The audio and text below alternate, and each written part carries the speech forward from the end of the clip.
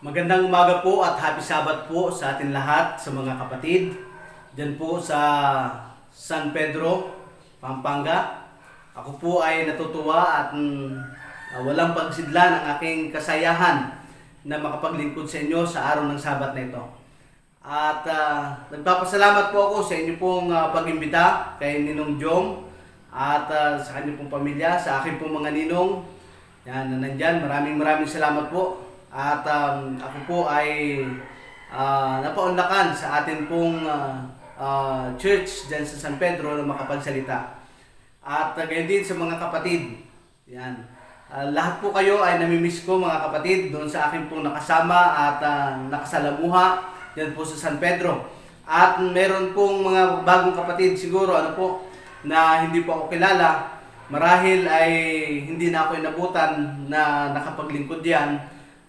Kayo rin po ay akin pong nasa aking puso ang aking kagalakan na kayo po ay kasama ngayon sa church natin diyan po sa San Simon, San Pedro. Mga kapatid, sa oras pong ito, tunay na napakabuti po ng ating Panginoon at mapagbiyaya ang ating Panginoon. At tayo po ay magsama-sama bagamat hindi face to face, tayo po ay magkakasama virtual. At patuloy na hindi tayo napipigil sa paglago sa pananampalataya ng pandemyang ito. Ito po ang kagandahan po sa atin mga kapatid.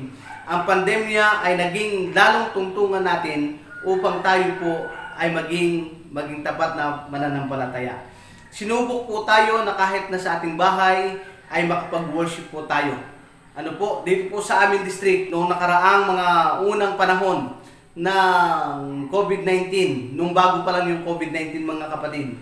At nagkaroon po ng mga cases dito po sa lugar ng Oriental Mindoro. Kami po ay takot na takot. Marami pong natatakot. Siguro kayo rin po ay isa sa mga natakot noong panahon na yan. At nagkaroon po ng tinatawag natin mga virtual. Subalit marami po sa mga kapatid ay hindi po makapag-virtual dahil wala pong signal sa Oriental Mindoro. Meron pong mga lugar na wala pong signal. Kung kaya, nakakatuwa na kanila pong binabanggit ang kanila pong kasaysayan noong mga panahon na sila po ay nasa tahanan kung paano sila nagwo-worship, kung paano nila ginagawa ang pagsamba. Diyan naman siguro sa Metro Manila, sa Pampanga, malakas po ang signal at ay nagpapatuloy naman sa pamagitan ng online at virtual. Nakikita ko po ang mga pastors, Pastor Enrico Meneses ay lagi po sa online. At kami naman dito sa lugar po namin ay meron na pong face to face. Bagamat limited, we use that opportunity to worship God in our church. Gayon pa man, ako pinagpapasalamat sapagkat kayo po ay patuloy na meron pong magandang pangangatawan at masigla po sa pananampalataya. Sa oras pong ito, mga kapatid, tunay na nakita ko na napakabuti ng Panginoon. Iningatan niya lahat ang mga mananampalataya at kahit sa bahay, sila po ay nagwo-worship. Nung nauso na po yung virtual, kami po ay nagkaroon po ng approval sa amin pong district na bagamat virtual at kami po ay manonood lamang sa TV o kaya naman ay sa online kami magkakaroon ng pagsamba, ay lahat mga kapatid ay magkakaroon po ng tinatawag nating pag-aayos ng mga damit. Kumbaga parang nasa church din. Kahit na virtual, ang kanilang damit ay nasa pagsamba din upang ang mga anak ay makikita nila yung pagkakaiba ng Sabat at hindi Sabat na pagsamba. Kahit na virtual ay nagbibigay ng tithes and offering. Kaya mga kapatid, ang Oriental Mindoro at saka itong buong South Central ay meron pong remarkable record na kahit na pandemya, mataas po ang pinagkakaloob sa ating Panginoon sapagkat sila po ay lalo nang naging tapat noong panahon ng pandemya. At yun nga mga kapatid, nagagalak ako na tayo po ay hanggang sa panahon ngayon ay nanatiling buhay. purihin po ang ating Panginoon. Dito po sa ating pag-aaral ngayon mga kapatid, tayo po ay aakayin ko dito sa aklat po ng Juan, chapter 8. Ayan, dyan po sa San Pedro, napakarami pong napakagaling na mga elder po natin at mga kapatid sa banal na kasulatan. Kaya pag sinabi kong John chapter 8, tiyak ako, alam na po nila kung ano po ang talata na nakalagay po dito, kung ano ang kwento na atin pong pag-aaralan ngayon. Ito po ay yung patungkol sa pagsusulat doon sa sand ng ating Panginoon. Ano po? Ngunit bago yan, tayo po ay manalangin. Mapagmahal po namin Diyos, dakila po kayo sa lahat, ang inyong pong kapurihan at ang inyong kabutihan ang siyang amin pong itinataas sa araw pong ito. Patuloy na kayo, Panginoon, ang maging gabay namin sa amin pong pananampalataya. Maging matibay po kami sa inyong pong tulong at sa inyong pong biyaya. At kami po ay maging nagtatapat na mananampalataya habang naghihintay sa ikalawang pagparito ng aming Panginoong Hesus. Hinihiling po namin ang karunungan ng siyang ipagkaloob sa aming Panginoon. At kami po ay makapag-aral ng iyong salita sa araw po ng Sabat po na ito. At patuloy, Panginoon, na ito'y maging gabay po namin sa aming pong pamumuhay upang kami lalong nagtatapat sa panahon pong ito na huling kapanahonan. Hinihiling po namin ang inyong pong kabutihan ang siyang manahan po sa amin. Ito po ay aming dalangin sa pangalan ng Jesus. Amen. Sa aklat po ng John, chapter 8, ito po yung pagsusulat ng ating Panginoon doon sa sand. Alam niyo po, ang mga magulang talagang hindi masidlan ang kanila pong kagalakan na magkaroon po ng anak. Pero pagka ang anak po ay umabot ng 4 years old o 3 years old, 4 years old hanggang 5 years old, ay meron pong isang bagay na mahirap pigilan. Yan po ay writing on the wall, writing on the floor, and writing everywhere. Di po ba, mga kapatid? Ang akin pong anak ay 5 years old. At siguro sa susunod na panahon ay madala ko dyan sa San Pedro upang makita ang kanyang mga lolo at mga lola na nandiyan. Siya po ay napakasipag magsulat. Ano po? Bagamat hindi po siya namin pinag-aral ngayon ng kinder, siya po ay binibigyan po namin ng module at yung aking misis ay nagpiprint ng module. At pag nagpiprint siya ng module, sinasama niya na rin yung aking anak pagpiprint ng module at ang kanyang module ay yung mga drawing, yung mga pinukulayan. Naku, sabihin ko sa inyo mga kapatid, siguro ay padalawang rim ko na nabibilhin pagka naubos yung isang rim. Ay mabilis pong matapos yung kanyang pagkukolor, yung kanyang pagkukulay. Yun po yung ginagawa namin para hindi nga po siya magsulat-sulat doon sa mga wall na kung saan-saan, kundi siya po ay magsusulat doon sa mga papel para hindi po nadudumihan yung bahay. Subalit, ang medyo lamang mga kapatid, ay mabilis yung pang isang linggo na module, tinatapos lamang po ng isang araw. At ito po ay na color na lahat. Ang ating Panginoon mga kapatid, ang nandito sa lupa, sa kasaysayan siya po ay nagsulat doon sa grounds mga kapatid, nang sila'y nasa labas ng templo. Meron siyang isinulat. At yan po ay hindi natin alam kung ano, marami pong nagsasabi kung ano yan, pero napakahirap po nating sabihin specific kung ano po talaga yan. Ngunit sa kasaysayan pong ito, bagamat ito po ay lagi na, palagi na sa atin pong pag-aaral, meron pong nagsisermon na ito, ay laging nagsisermon po ito, atin lamang pong kukunin yung mga ilang bagay dito upang manariwa sa atin ang biyaya ng ating Panginoon.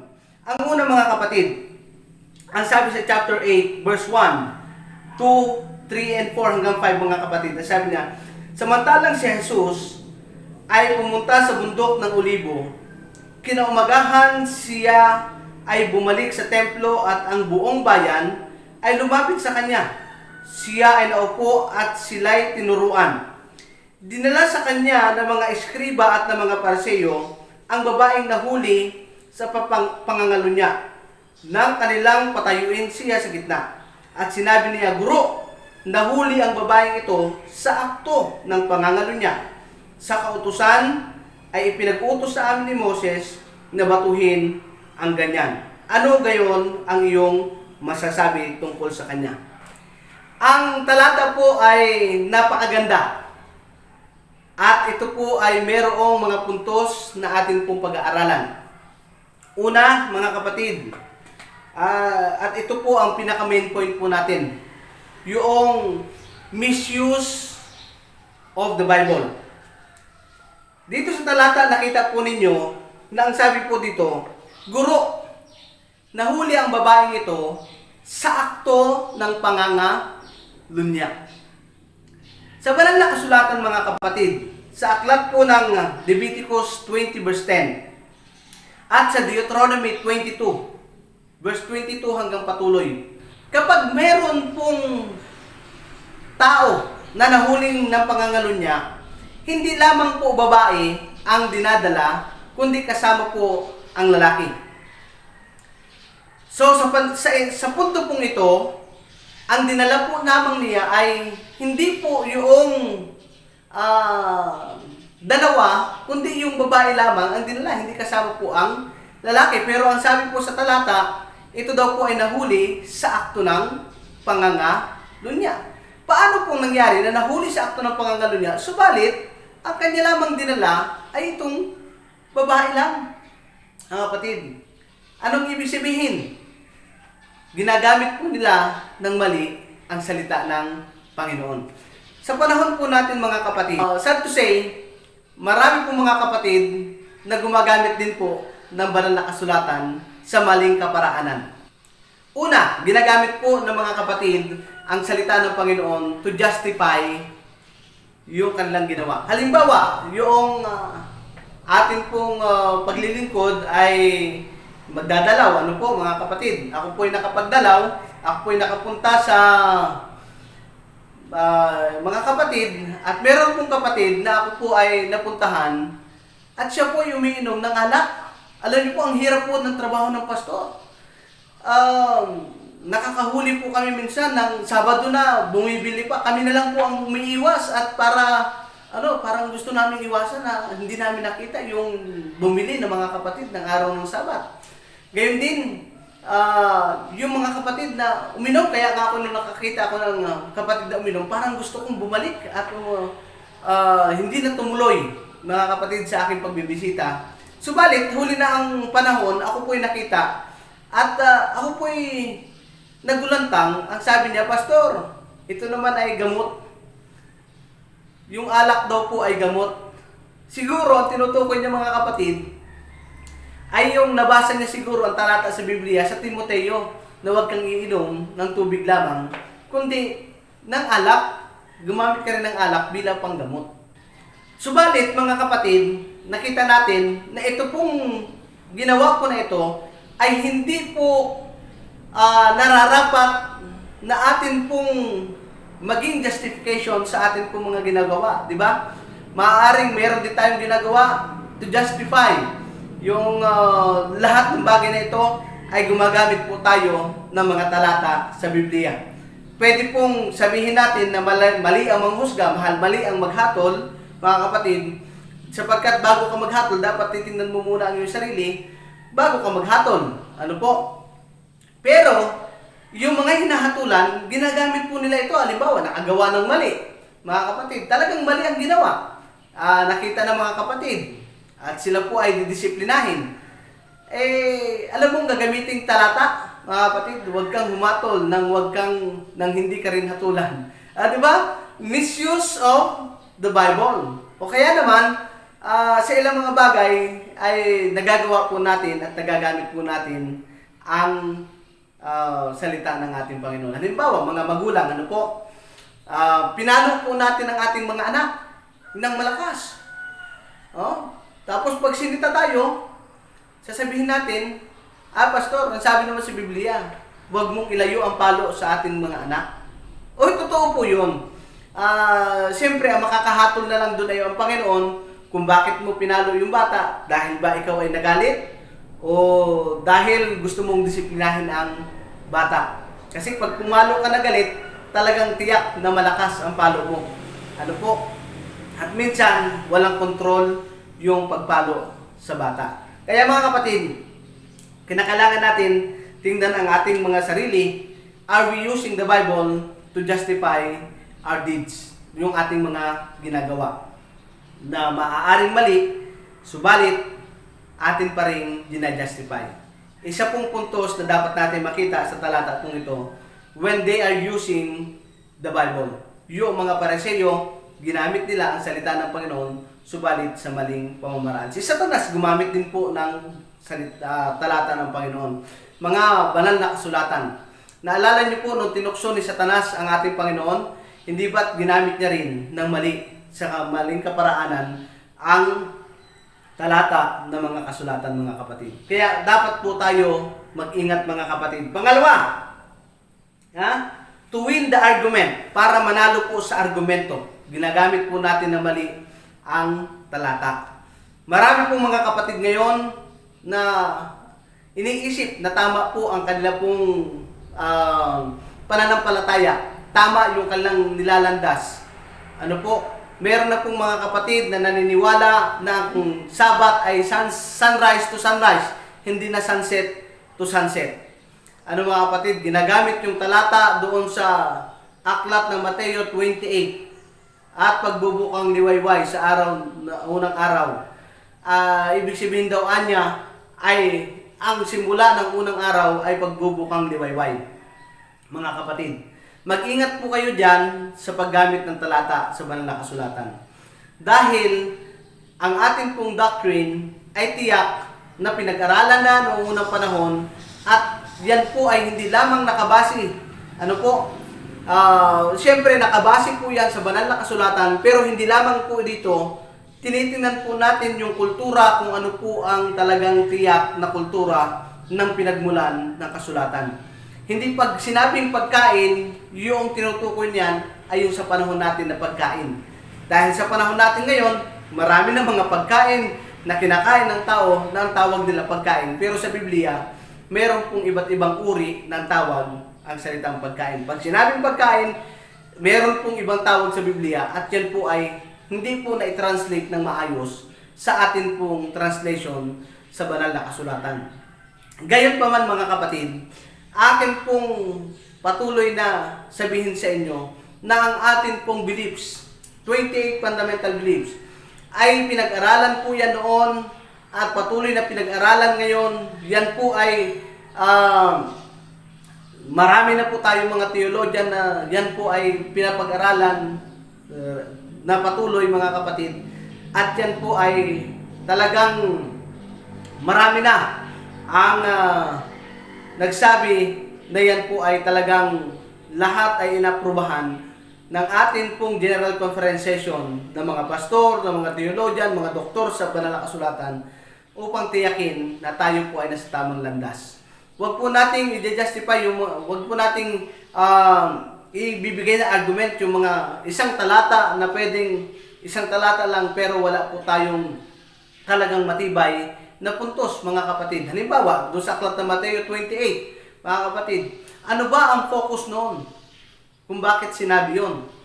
Ano po? At anong focus noong sa aklat ng Leviticus na sinabi yung tungkol sa Sabat na sunset to sunset at diyan naman ay sunrise, mga kapatid. Hindi naman sunrise, hindi naman pumupokus yan sa araw, kundi yan po ay nakafocus doon sa pagkabuhay ng ating Panginoong Jesus. Don't be misguided doon sa point na yun, mga kapatid. Okay? Yan. Next, mga kapatid, ay using the Bible for his own benefit. Mayroon pong mga taong gumagamit ng Biblia para sa kanila pong sariling benepisyo. Sa panahon po natin ngayon, mga kapatid, nag-ingat po tayo. Ano po? Marami pong nangangaral sa YouTube, Facebook, at ang layunin, mga kapatid, ay masuportahan natin. Yes, maganda naman na suportahan po natin. Pero ang layunin ay para sila po ay monetize doon sa YouTube. Yes, maganda rin naman monetize sa YouTube at sa Facebook. Pero titingnan din po natin mga kapatid. Somehow, someday, yung tao po na yan na ating sinuportahan, maaaring mali ang landas. Meron po tayong mga sikat, mga kapatid na mga ngaral sa Facebook, sa YouTube, pero ngayon hindi na po mananampalataya.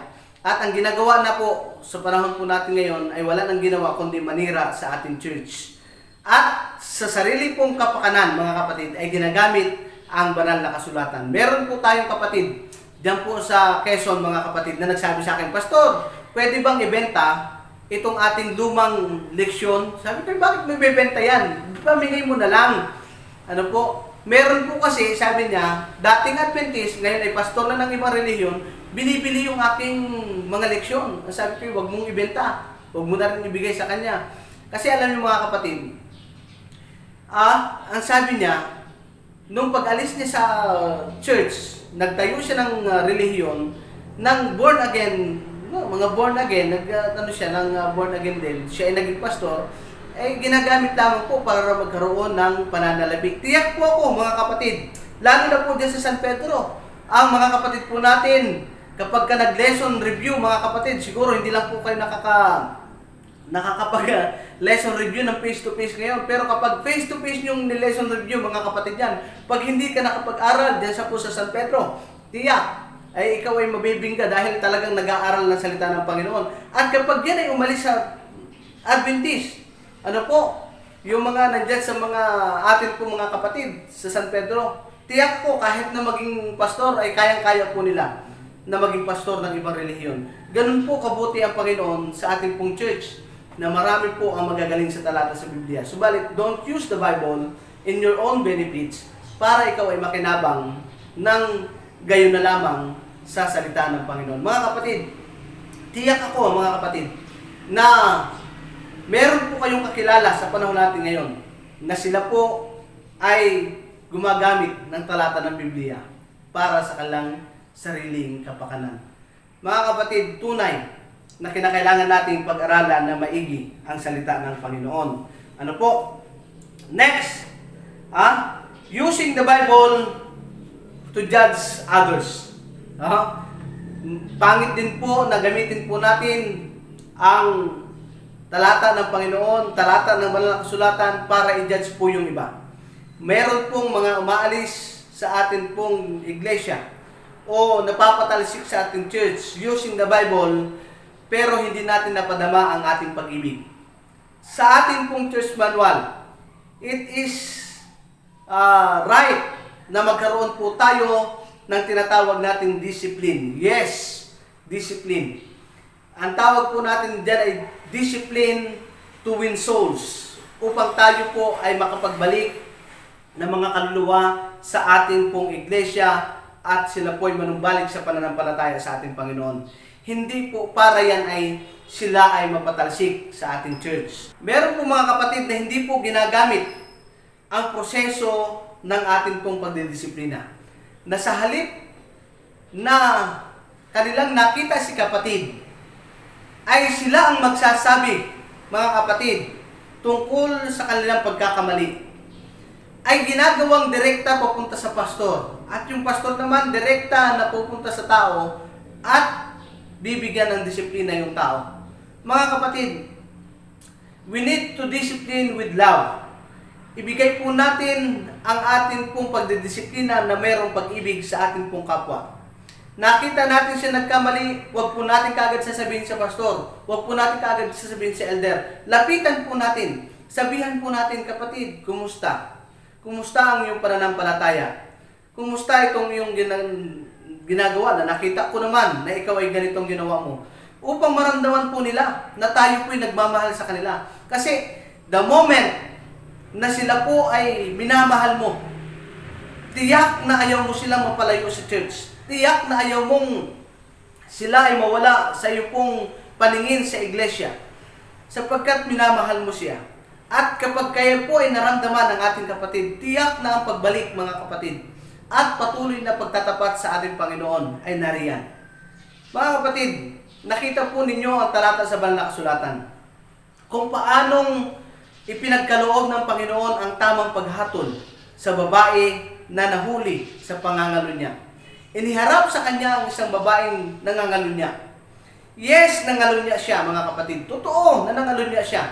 Hindi po tinanggi ng babaeng ito na siya ay hindi nangangalo niya. Walang pagtangging makikita sa kanya. Nasasabihin niya sa ating Panginoon, Panginoon, ito naman itong mga Pariseo na ito, kinuha lang ako sa bahay. Hindi naman talaga ako nangangalo niya, dinala ako sa iyo. Wala pong ganun talata sa Biblia.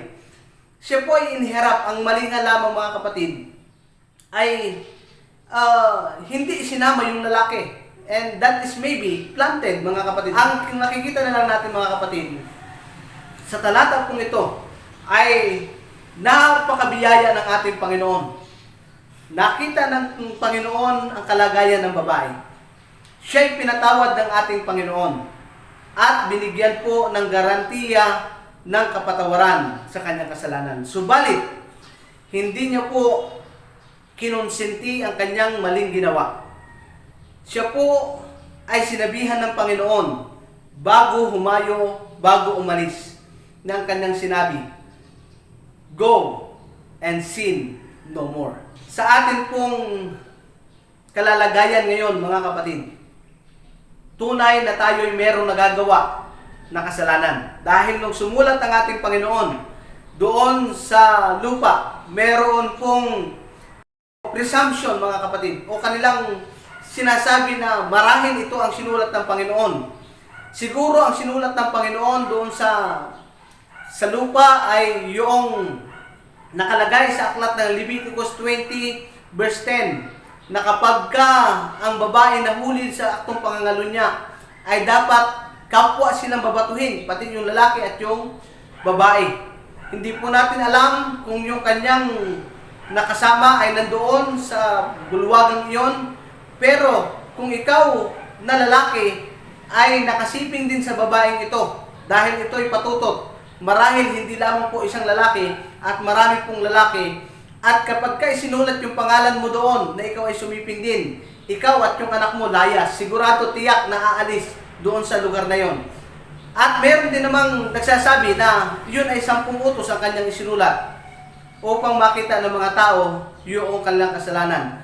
Gayon din yung mga kasalanan ng tao. Mga kapatid, hindi po natin alam kung ano yung sinulat ng Panginoon. Pero ang nakita ko, mga kapatid, ay yung habag at awa ng Panginoon doon sa babae, na tiyak na tayo po ay lahat nakaranas ng habag at awa ng ating Panginoon. Sa oras pong ito, mga kapatid, gusto ko pong isummarize yung ating napag-usapan. Naman po, don't misuse the Bible for your own benefits. Ano po? Don't use the Bible for the argument sake. Don't use the Bible for self-justification.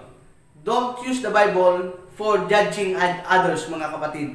Sa halip na dapat ito po ay maging tulong sa atin upang tayo ay maging tapat na mananampalataya.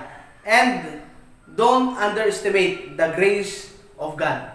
Yan po ang pinakamaganda na atin mo pong malaman, na yung biyaya ng Panginoon ay sapat upang magpatawad ng mga tao, mga kapatid.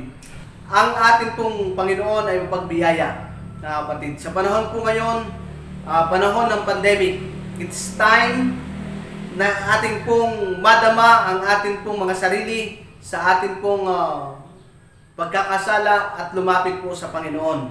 At ang aking pong dalangin, mga kapatid, tayo po ay patuloy na gagamit ng salita ng Panginoon, ang banal na kasulatan, upang patuloy tayong lumago, upang magbigay ng pag-asa, upang maghatid ng mabuting balita, at hindi para gamitin sa mga maling kaparaanan ang salita ng Panginoon. Pagpalain po kayo ng ating Panginoon sa ating pong patuloy na pagtatapat, maging kasama po kayo ng Panginoon, at ingatan po tayo ng Panginoong lahat sa pandemya na ating pong naranasan. God bless to everyone.